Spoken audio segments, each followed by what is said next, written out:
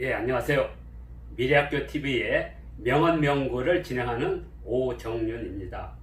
예, 오늘 소개할 명언명구는 왕후장상 영유종호라고 하는 무지 유명한 이것도 명언명구인데요. 사마천의 사기 진섭세가에 나오는 구절입니다. 그 뜻은 장사, 불사, 즉이, 사즉, 거, 대명이, 왕후, 장상, 영유, 종호. 자, 대장부는 쉽게 죽지 않는다. 죽지 않을 따름이다. 죽는다 하더라도 곧 이름을 크게 날려야 하지 않겠는가. 왕과 제후와 장군과 재상들에게 특별히 신분과 혈연에 무슨 특별한 점이 있겠느냐. 그러니까 영유종유라는 것은 그 사람들에게 무슨 특별한 종자가 있겠느냐 하는 이야기인데요. 진나라가 이제 천하를 통일한 후에 이제 육국을 없앴잖아요. 그때 이제 유학자들이나 이 사람들은 이 천하라고 하는 것은 각각 나라들이 자기 땅을 가지고 천자를 옹립해서, 천자는 쉬운 말로 하면 군림하되 통치하지 않는 방식, 그러니까 분봉제라고 하는데요. 이걸 봉건제라고 하는데, 이게 이제 진시 황제에 의해서 무너지게 되죠. 그래서 진나라는 천하를 통일하고 각각의 나라를 없애고 거기에 이른바 태수를 파견하는 이른바 왕이 직접 지방까지 통치하는 중앙집권제를 하게 되죠. 그래서 이거에 대해 이제 반발을 하게 되는데, 누구도 진나라의 그 무시무시한 그 통일의 힘에 눌려 있었던 거죠. 그때 이제 진시 황제가 죽고 그의 마지막 아들 호해가 진나라 2세가 될 때, 환관조고는 무지 유명하죠. 사슴을 가리켜 말이라고 했던 지록위마, 그런 엉터리 같은 고사성어가 나오죠. 그래서 이 조고의 전임으로 무지 진나라가 위기에 몰렸죠.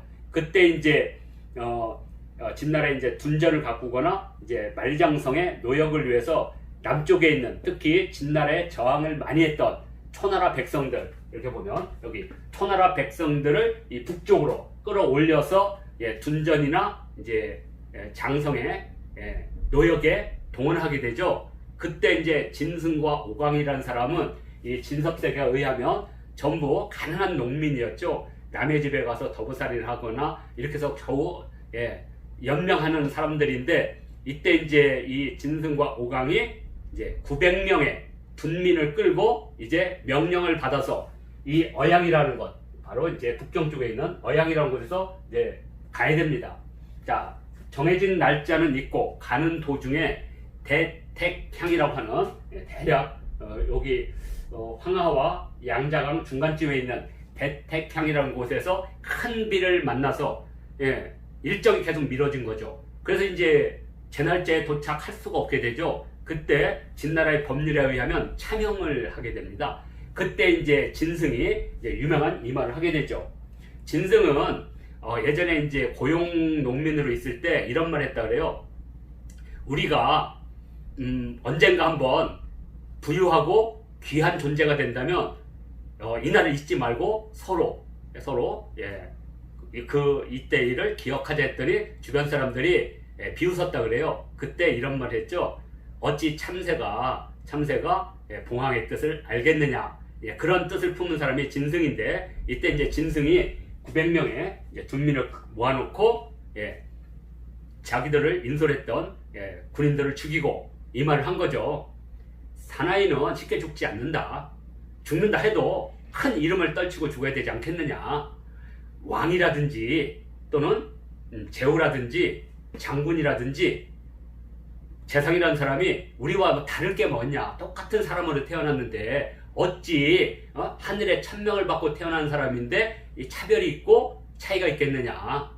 누구도 왕이 될 수도 있고, 그죠? 누구는 역적이 될 수 있는 거 아니냐 그러면서 이 말을 한 거죠. 장사불사측이 사즉 거대명이 왕후장상 영유종호, 왕과 제후와 장군과 재상에게 어찌 따로 신분과 질서와 같은 씨앗이 있겠느냐. 엄청난 거죠. 그때 당시 상황으로서는. 자, 그렇게 해서 진승과 오강은 거기서 봉기를 일으켜서 중국 최초의 농민 반란이자 최초의 농민 정권을 세우게 되죠. 그 정권 이름이 바로 장초라고 하는 겁니다. 이 사람들은 초나라 출신이었기 때문에 초나라의 영역과 초나라의 힘을 넓히겠다. 그래서 백불장자를 써서 장초 정권이라고 하고요. 비록 6개월밖에 되지는 않았지만 역사에서 가장 큰 충격이었죠. 왜? 최초의 농민 반란이자 최초의 농민 정권이 탄생한 거니까.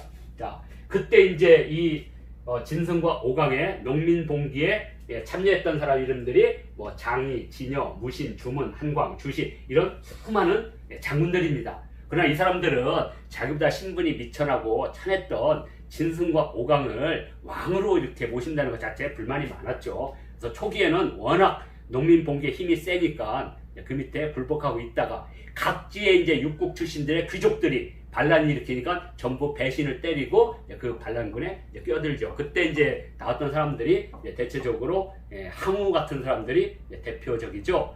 그리고 이제 유방도 이때 이제 출연을 하죠. 자, 그래서 진승과 오강의 농민 반란은 6개월 만에 끝나고 진승도 자기가 자기를 따르던 부장한테 결국에는 살해를 당해서 죽게 되고 오강도 마부한테 결국에는 살해를 당해서 이들의 꿈은 실패로 끝나지만 그 이후에 각지에서 일어난 그 육국의 후예들이 결국에는 한나라와 초나라가 하는 두 개의 나라로 귀결이 되고 우리가 장기판에서 빨간 거에 한이고 파란 게 초죠. 바로 초한전쟁이라고 하는 약 6년 정도 기간을 거쳐서 드디어 한고조 유방이 천하를 통일하는데 한고조 유방은 한미한 집안 출신이죠. 그래서 그는 나중에 한나라를 세운 후에 바로 오광을 진승과 오광을 높이 쳐서 진승을 은왕이라고 해서 왕으로 승격을 시켜서 제사를 지냈습니다. 자, 우리가 진승과 오광의 이 봉기를 통해서 무엇을 할 수가 있느냐. 농민들이 그 이후부터 세상이 모순으로 가득 차고 핍박과 착취가 커졌을 때 늘 죽창을 들고 일어난 구호가 신분해방과 토지개혁이었어요. 그러니까 농민 반란은 늘 토지개혁과 신분해방을 목표로 일어나게 되고요. 이것이 바로 2000년 동아시아 역사의 중요한 계기가 된 거죠. 사회적 모순을 늘 깨고 사회를 점점 진보적이고 변화시킨 그 기반에는 바로 진승과 오강이 기존에 없었던 최초의 틀을 깨게 된 거죠. 이것을 우리는 최초의 농민 반란이라고 합니다. 자, 또 하나는 이 명원명구와 관련이 있는 사람이 고려 중기에서 후기로 넘어갈 때 바로 무신 정권이 탄생하게 되죠. 근데 무신 정권은 그 이전에 문신, 문벌 귀족이 다스리던 시대와 별반 다른 게 없었던 거죠. 예를 들어서 신분이 낮고 차별을 받았던 무신들이 집권을 하면 좀 더 나은 사회로 갈 것이라는 기대감이 무너지게 된 거죠. 그래서 오죽하면 늑대가 떠나니까, 늑대는 이제 문벌 귀족을 말하죠. 늑대가 떠나니까 승냥이가 다시 왔구나. 승냥이는 무신 정권을 말하죠. 그런데 이제 무신 정권에 참여한 사람들은 신분이 낮은 사람들이 있었거든요. 백정 출신의 이의면은 무려 10년에 걸쳐서 무신 정권을 잡게 되죠. 그러니까 신분이 찬한 사람들도 꿈을 꾸게 되죠. 그때 바로 최충원의 산호였던 만적이 개경의 북산에다가 수백 명의 노비들을 모아놓고 이렇게 말했다 그랬죠.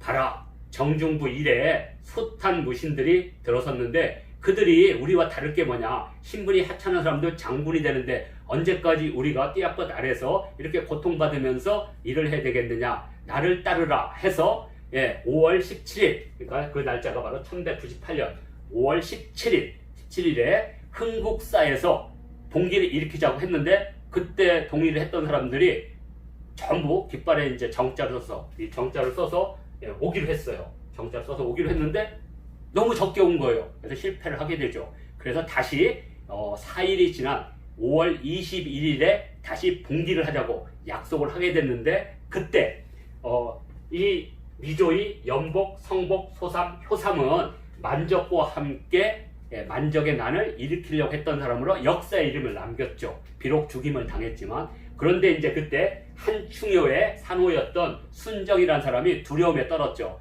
야, 이거 실패할 것이 아닌가. 그래서 한충효에게 이 사실을 고해하게 되죠. 그래서 한충효는 최충원에게 노비들이 반란을 일으킨다 하여 잡아다가 이들을 전부 부대짜로, 가죽 부대에다 져서 바로 개경의 예성강이겠죠. 거기다 빠뜨려서 전부 죽게 됩니다. 그때 100여 명을 죽였다고 해요. 자, 그리고 역사에 더러운 이름을 남기게 되는 거죠. 순정은 80냥의 돈을 받고 결국에는 동지들을 팔았던 거죠. 자, 그때 바로 만적이 했던 말이 왕후장상, 왕과 제후와 장군과 재상들에게 어찌 다른 씨앗이 있겠느냐. 누구든지 왕후장상이 될 수도 있고 실패하면 노비로 죽는 거죠. 그 얘기를 했던 겁니다. 이걸 통해서 우리는 그때 당시 개성의 귀족들이 엄청나게 충격을 받았을 거예요. 왜? 흥국사와 광제사는 개경에 있었던 국가 사찰이었던 거죠. 그리고 여기서 노비 문서를 불태우고 흥국사에서 봉기를 일으켰다는 것은 그때가 이제 대략 4월 초파일 전후하기 때문에 많은 귀족들이 왔을 거예요. 그러면 모든 귀족을 다 죽여버리고 노비 문서를 불사르겠다. 어마어마한 봉기죠. 물론 그 봉기가 성공했다 그래서 사회가 바뀔 것이다. 그건 아무도 모릅니다. 왜냐하면 사회의 변화라는 것은 경제적, 사회적 토대가 어느 정도 됐을 때 바뀌는 거니까. 그러나 이것이 고려 귀족에게 준 충격은 어마어마했던 거죠. 그리고 이 노비들이 비록 실패해서 노비 반란을 주도했던 100여 명은 죽었지만 이것이 얼마나 깊게 퍼졌냐면 4년 후에 노비들이 다시 반란을 준비했어요. 근데 들통이라서 그때 50명이 똑같이 부대에 담겨서 강물에 빠져서 죽었다고 합니다. 그러니까 만적의 난 때 100명, 그 4년 후인 그때 50명, 이 정도로 엄청난 충격을 줬죠. 이런 것들이 고려 사회를 뒤흔들었고, 이러한 토지개혁과 신분해방의 이런 열망은 공민왕 때 신동과 그리고 사대부, 신진 사대부였던 조준과 정도전 같은 사람들의 개혁으로 이어진 거죠. 그래서 역사라는 것은 그 당시 비록 실패했다 할지라도 길게 본다면 역사를 충격 주고 또 변화시키죠. 우리는 조선 중기에 홍길동전을 통해서도 그걸 들을 수 있습니다. 뭐라고 했느냐?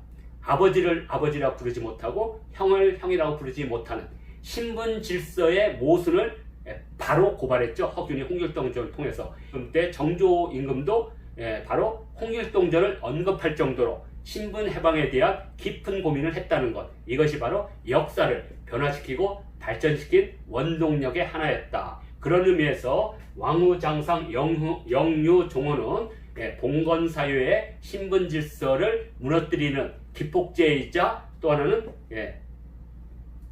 그 봉기의 하나의 명분이 되는 아주 중요한 구절이다. 이렇게 본다면 이 구절이 갖고 있는 인문학적 의미는 더욱 깊다고 할 수가 있겠습니다.